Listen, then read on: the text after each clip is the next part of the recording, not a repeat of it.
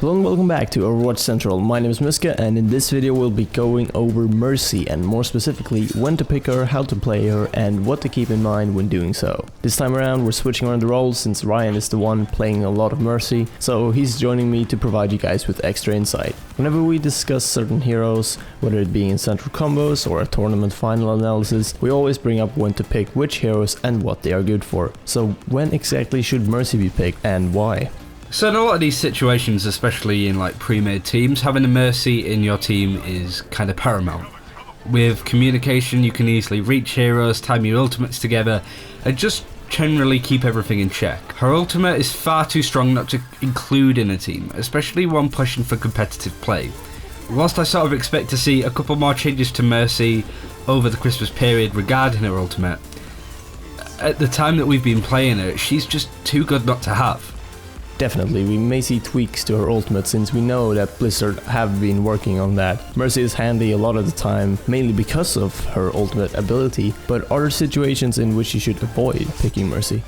I always feel that attacking on most maps to begin with, at least, don't really require a Mercy.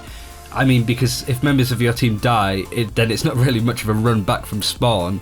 For example, on maps like Dorado, Gibraltar and King's Row. In situations like that where you're sort of being stuck at spawn, it's definitely worth having a Zenyatta or Lucia as support as well.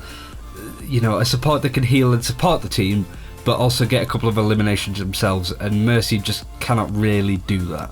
I mean, it's not the worst thing in the world, but it's definitely a hero that I would swap out for more offensive supports if things aren't progressing when attacking. Once you get towards an end of a map and you started to contest that final point, then maybe it's a good time to switch to a Mercy to pull out that resurrection card. Yeah, I do feel like Lucy is essential if you need to make progress quickly, and as you said, you can always switch back afterward. So we've talked about picking Mercy, but what should you think about when playing her? More specific tips and tricks and so on. Damage boosting is always great when you're paired up with certain heroes, especially those defensive hard-hitting ones like Widowmaker, Hanzo, Bastion and Junkrat, where they're further away from the action and they can take people out from a distance. On the front line, I would avoid using it to be safe, because nothing's worse than letting somebody die because you're damage boosting a hero instead of actually healing them. Sure, they may not be taking damage at that point in time, but we've seen in a lot of cases heroes just been burst down very quickly, so it's definitely worth having that heal on just in case that happens. But in reality, as we said, her ultimate is super powerful, so it's all about making sure that you have your ultimate ready as much as you can and using it when appropriate. If you're defending a payload and a tracer dies on the other end of the map, there's absolutely no point in resurrecting and bringing her back. You want to be resurrecting those that are contesting points, especially when there's a mix of tanks and supports in there too.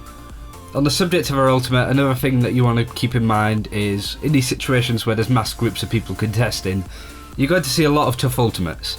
A Thara's Justice, a McCree's Deadeye, a D.Va Self-Destruct. If you've got a couple of dead and hear these ultimates sort of coming up, then try and wait a little bit longer. Not only will it stop your resurrected from dying again potentially, but there's a chance that these ultimates will kill off extra people, which you can then bring back. It's a real risk-reward sort of thing with Mercy's resurrection, but nothing in this game beats the feeling of bringing back your whole team after they've all just been wiped out on a point. As well, the enemies have just wasted their ultimates for you to have just brought them back, so there's a good chance that you've got the advantage in this situation. Yeah, we've seen Esper play a very good Mercy for Hubris lately, and I do think that his high value resurrects have turned games around several times. Just knowing when to stay back, stay alive and be ready for a rest is important. And speaking of exactly that, what more can you say about positioning when playing Mercy? For me, Mercy is a great back-to-the-wall support. That might be why that I enjoy playing her when defending capture point maps like Hanama and Volskaya, especially when things get a little bit crazy and everybody's trying to contest a point. It's a lot easier to heal up your team as well and charge your ult when everybody is centralised to one specific point. I mean, it's so much easier when people are coming to you for heals as opposed to you trying to scurry around dodging as many enemies as you can whilst trying to heal someone who is just miles away. To a certain extent with positioning as well, it's not even about Mercy's specific positioning, it's about the team positioning around her. Her Guardian Angel ability enables her to fly to nearby allies, but other than that, she's slow and she has no escape abilities. So having a couple of teammates on the ground, a couple that are on ledges or buildings, it allows you to sort of zip around and make sure that everybody's healed, but also means that you're not stuck in one spot and easy to pick off, because if a Junkrat sets off a Riptire, or there's just like a Pharah raining hell from above, you're going to be killed fairly quickly compared to other heroes. Mercy is definitely very vulnerable if not positioned well. Sort of continuing on that theme, can you sum up Mercy's weaknesses and heroes you should look out for? Sure, so we like to talk about picks and counter picks on this channel. But to be honest, every single hero, including D.Va outside of her suit, can kill a Mercy one-on-one. She's completely dependent on her team for protection and for movement, and in a sense she's completely dependent on her team full stop. There's only so much you can do when playing Mercy. So if your offense heroes are having a bad time, Mercy might not be the game changer that you need, specifically her resurrecting stuff. I've had plenty of games as Mercy where I've personally played pretty good, but still lost simply because of the fact that you're relying a lot on your team to contest points, kill off enemies, and other stuff which you, on your own as Mercy, just cannot do. So in short, Mercy complements a great team in a way that no other hero can. We've seen that in the tournaments with Dummy and Esper, as you said, but she cannot save a sinking ship, which is a poorly performing, poorly communicating team. You know, Mercy can't deal nearly as much damage as other supports on their own. So to get the most out of Mercy, you probably want to be playing another support hero like a Lucio or a Zenyatta alongside her, but generally making sure that the team complements Mercy, so Mercy can complement the team.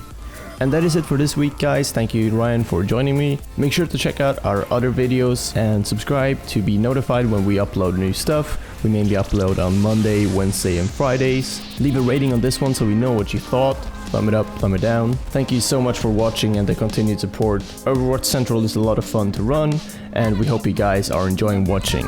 But that is it for this time around, so until next time, see ya and take care.